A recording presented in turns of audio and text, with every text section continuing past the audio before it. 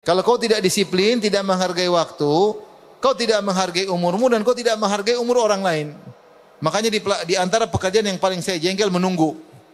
Menunggu ada acara nggak jadi-jadi, itu orang buang umur saya gara-gara harus nungguin dia. Makanya saya tidak suka menunggu dan saya juga tidak suka ditunggu. Kalau saya lagi terlambat, saya kasih tahu mulai jam berapa, kasih tahu sama jamaah. Saya mulai jam sekian agar mereka bisa manfaatkan waktu. Mau baca Quran, mau apa. Ini orang selalu terlambat.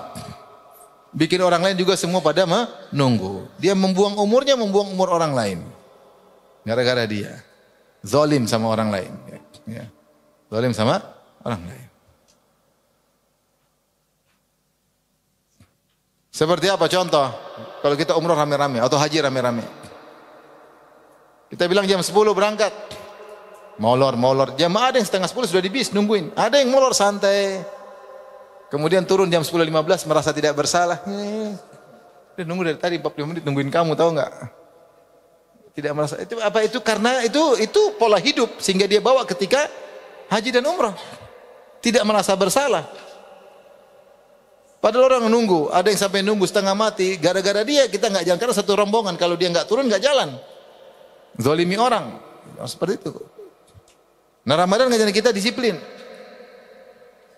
Sahur ada waktunya, buka ada waktunya. Saya masih ingat Syekh Abdul Razak, saya masih S1, belajar di kuliah hadis. Ada dosen ngajar saya, kemudian ada waktu 10 menit untuk istirahat.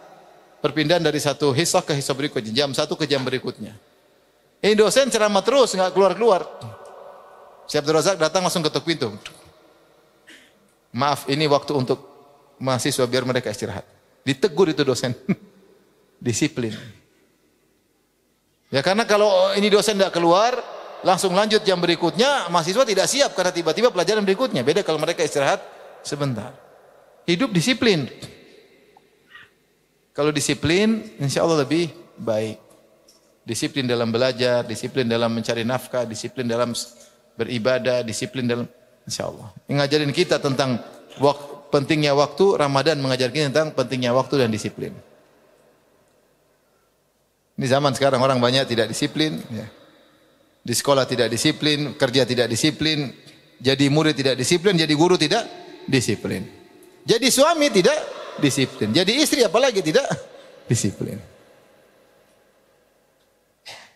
Kalau sudah tidak disiplin, dia rugi sendiri, merugikan yang lain. Itu masalahnya situ. Merugikan orang lain. Jangan menzalimi orang gara-gara kamu tidak disiplin.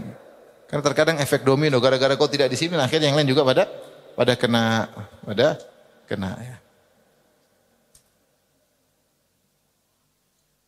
Apalagi ditunggu di pesawat mau berangkat. Masih satu penumpang lagi. Tunggu. Ayo, itu akhirnya datang masuk semua pada ngelotot. Karena dia menzalimi, gara-gara dia pesawat terlambat. Janganlah.